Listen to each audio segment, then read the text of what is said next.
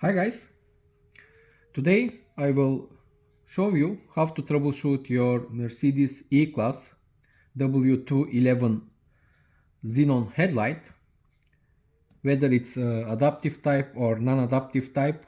I will show you how to troubleshoot your low beam failure or the high beam failure. Basically, this xenon headlight is for the pre-facelift models of W211 from 2002 till 2006. If you have a low beam failure, you have to check mainly three parts. Let me show you in practice how your parts consisting of your xenon system. Exactly, these parts are located inside your headlight. At the bottom of your headlight, the bulb and the igniter are inside your headlight. And if you have a low beam failure, it means that one of these three parts is faulty. Either your xenon ballast, your xenon igniter, or your xenon bulb. The first thing that you have to check, of course, is the cheapest solution, by the way, is your xenon bulb. If you have a low beam failure, first of all you have to swap your bulbs from one headlight to another one. Basically, if you open your back cover at your headlight, you will have exactly this view. By the way, I have to state that it's very difficult to change the xenon bulb or the igniter if you not remove the headlight from your car. I have done it for several times. Still you can do it, but the place behind the headlights is very limited and you really have to know what you are doing in order to not to break your xenon igniter or your xenon bulb. As stated, it's still possible to change the xenon igniter and the bulb without removing the headlight, but it's very difficult. Exactly, you have this much place behind your headlight. Assuming that you have an access to your headlight, first of all you have to turn your igniter counterclockwise. It's a quarter turn, and then the plug, the igniter plug, will be ejected automatically. After turning it, you can pull it out and then you can remove it altogether. After that, you will see your xenon bulb. Your xenon bulb, as you can see, is fixed to the projector, headlight projector, by the help of two springs at each side. First of all, you have to remove these springs, and then you can also pull out the xenon bulb. Of course, this seems very easy right now, but given the fact that you have really limited access behind your headlight, you have to do all these steps without seeing the igniter or the bulb. So just keep in mind their locations and the various steps that you have to take to remove them. And assuming that you took the working bulb from the working side headlight and you are putting it to the non-working side headlight. We are assuming that this bulb is working. The steps that you have to take in order to put the bulb back are very simple, but you have to bear in mind every single one. First of all, before putting the xenon bulb, which is, by the way, D2S type xenon bulb, this headlight uses D2S type xenon bulb, you have to make sure that the upper notch, here you can see, the square notch, exactly looks to 12 o'clock position. Otherwise, you cannot fix it to your headlight. The first thing that you have to take care that you have to pay attention is whether your square notch at your bulb is looking to the 12 o'clock position, and then you have to insert your bulb and you have to lock the bulb with the help of the two springs located at each side. Only then you can proceed with the second step, fitting of the igniter. In order to fit the igniter, another important step that you have to pay attention is the openings of the igniter. You can see there is a internal ring inside the igniter which moves back and forth. So before putting the igniter back to the headlight, before inserting the bulb, xenon bulb, into the igniter, just make sure that the openings are aligned. If it's in an incorrect position, you will not able to fit your xenon bulb insert the xenon bulb into the igniter. Let me show you. Most of the time, if you do not pay attention to the openings, here as you can see, the upper opening and the lower opening at the internal rings are not aligned. Hence, you can still force to insert the bulb, but you will not be able to lock it.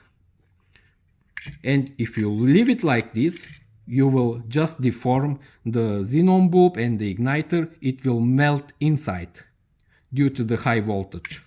So the second thing that you have to observe after the notches of the bulb is the openings of the igniter itself. Once aligning the openings, then even without seeing it, you can insert it to the bulb pins located at each side. The difficult thing, if you are not removing the headlight altogether, is that you cannot see these pins. You have to feel it with hand when you are trying to put back the igniter. Usually, when putting back, you have to observe this position. You have to observe that should be either look to the 11 o'clock position. Let me demonstrate. Once you align the openings of the igniter, you have to feel it when it's the pins enters into the igniter with the hand.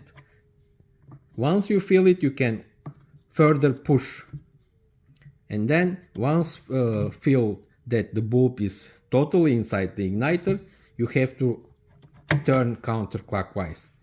As you can see, it's locked. Never ever put the igniter plug before putting the igniter itself to the headlight. Never. The plug should be put into the igniter at the very last stage of the operation. Here. There is another position that you can also put the igniter. It's the upside down position, basically. Here, as you can see, the circle shape here, the round shape here should look around 5 o'clock. And then you will feel that the pins are into the igniter. And as stated, the last step is always putting the igniter plug.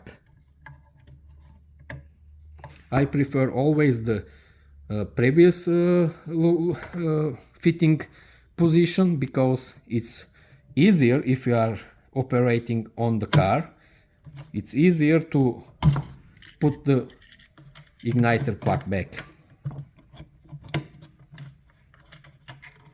So the first while you are troubleshooting your low beam, the first step is to make a simple bulb swap between the working side headlight and the non-working side headlight.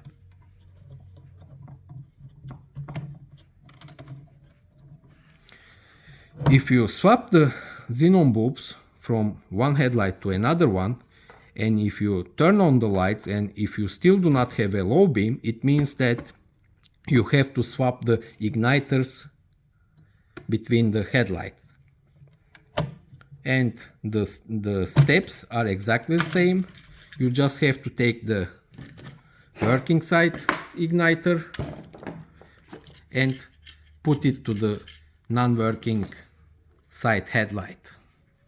And if you make these two swaps, the bulb swap and the igniter swap, and in turn afterwards you find out that you still do not have a low beam, it means that your ballast unit is faulty. Your ballast unit is located underneath your headlight. It's hella made. This one with the yellow and black label is your ballast unit. Exactly this ballast unit powers your xenon igniter and in turn your xenon bulb. This is basically the source of your low beam, and given the fact that you checked your bulb and the igniter, and if you still do not have a low beam, it means that you have to replace the ballast unit underneath your headlight. The ballast unit is hella made with a part number 5DV008 through 290 middle line 00. If you have a new ballast unit, you will find that they are produced in Hella factory in Romania. The new ones are coming from Romania. This is an additional information. If you notice, you will see that there is another module right next to the ballast unit. This one, since this headlight is an adaptive type headlight, this one doesn't have anything to do with your low beam, either with your high beam, nothing to do with the low beam and the high beam. This one basically is the adaptive module which commands your projector when you are turning to the left or to the right.